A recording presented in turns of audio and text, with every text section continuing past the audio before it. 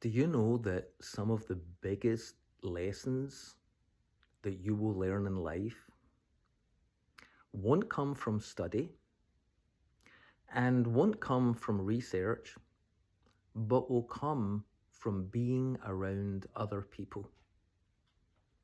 Hi, my name is Martin Trench. I'm a spiritual and biblical teacher, a speaker, author, and coach.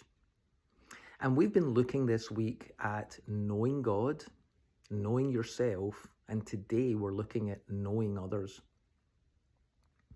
Remember, God's original intention was that humanity would have union, oneness with God, with creation, and with one another. And it's when we break those connections that we enter into dysfunction. We begin to live a way we were not designed to live. And one of the things that I've really noticed, I've noticed it in the scriptures, I'm sure you have too, and I've noticed it in life. And I've especially noticed it in my career because I've been a pastor for more than 35 years.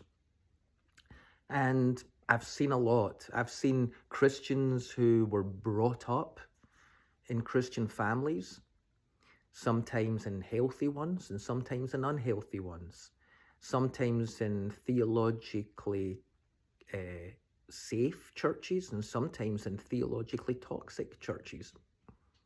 I've also know people who became Christians at some point in their adult life and maybe lived a very different life prior to coming to Christ and are now learning a new way of living. And you see how different people's upbringing, their exposure to Christianity and spiritual teaching, when that happened, what the circumstances were, and so on, all create different perspectives in people's lives.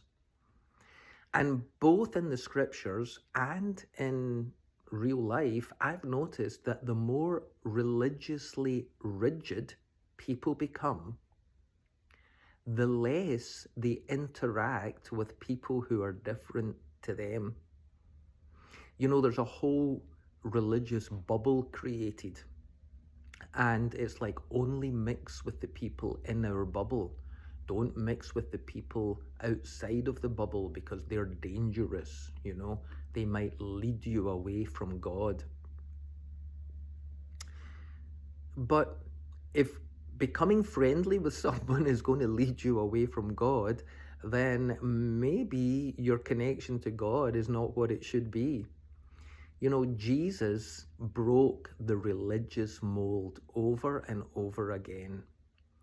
The religious people, the legalists, people who are into high control religion, the type of people who want to control every part of your life with some Bible verse or other and seek to push you into living a very narrow and small life.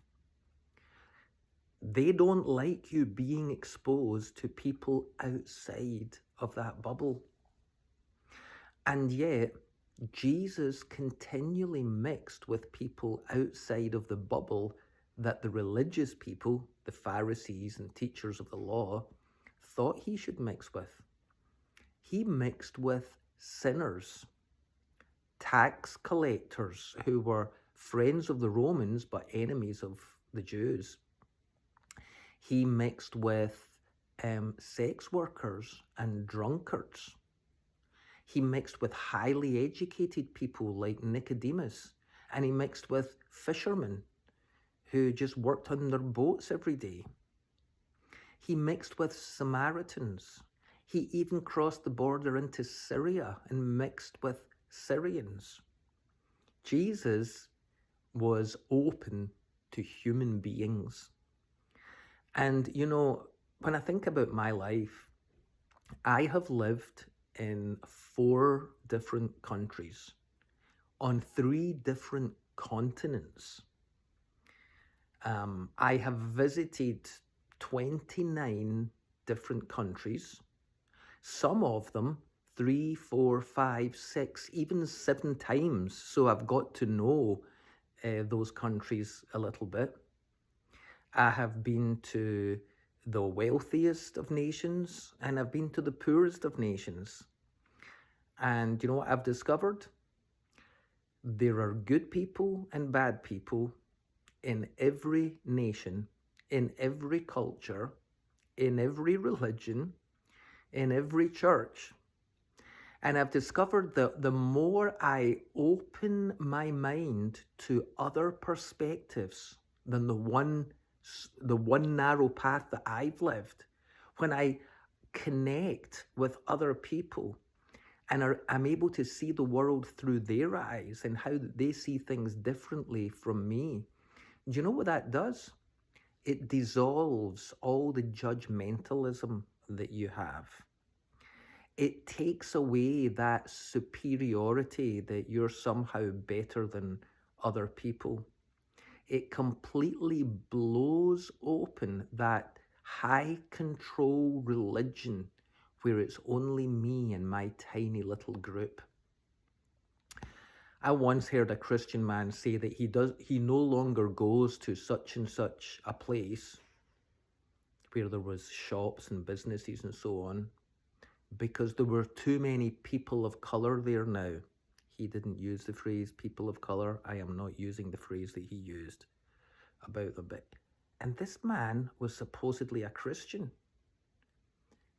Loved to lecture other people on Bible verses, yet chose to deliberately close the door of his life to anybody with a different life experience than him.